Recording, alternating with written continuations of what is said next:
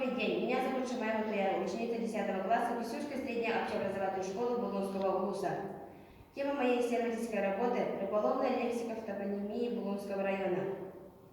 Все географические названия имеют свой смысл. Названия могут рассказать о древних обычаях, о том, чем занимались наши предки.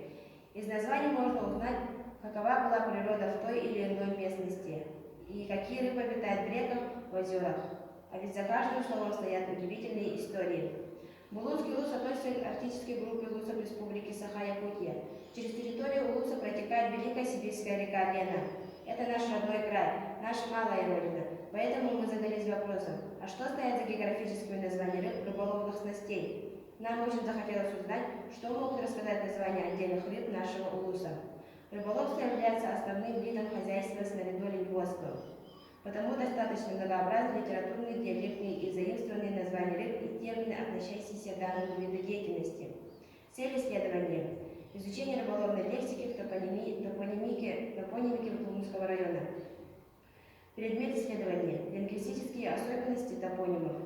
Материал исследования. Наша работа написана на основе материалов терминологических словарей. В работе были использованы примеры, собранные из беседы рыболовов, научной и научно-популярной литературы. Научная и практическая значимость работы. Исследование названий рыб и рыболовных снастей. Способы передвижения по воде в комплексном виде. Будет определен вклад в общую лексикологию арктического народа. Наша работа состоит из двух глав. В первой главе рассмотрим топонимию как подсистему языка и пришли к выводу, что данная наука связана со всеми гуманитарными науками. Во второй главе исследованы все топонимы Булунского района, этимология которых связана с наименованием видов рыб. Всего было найдено 20 названий рек, озер, местностей, связанных с рыболовной лексикой. Второй задачей стояло классифицирование названий рыб и рыбных снастей.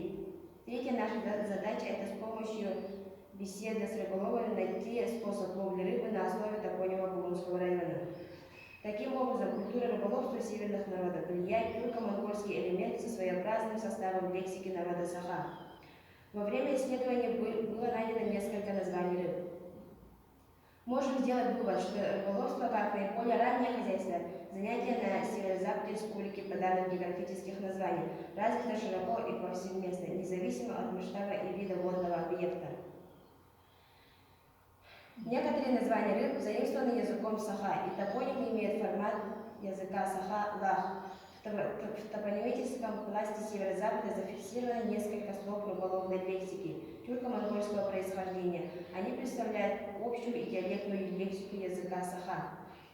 Таким образом, рыболовная лексика заимствована из русского языка. Также подтверждает свое влияние на развитие рыболовства на северо-западе республики. Выявили названия рыб и термины рыболовства, которые представляют тунгусо-манчжурскую и тюрко-монгольскую и русскую группу топонимной лексики региона, а также фонетико-морфологические особенности.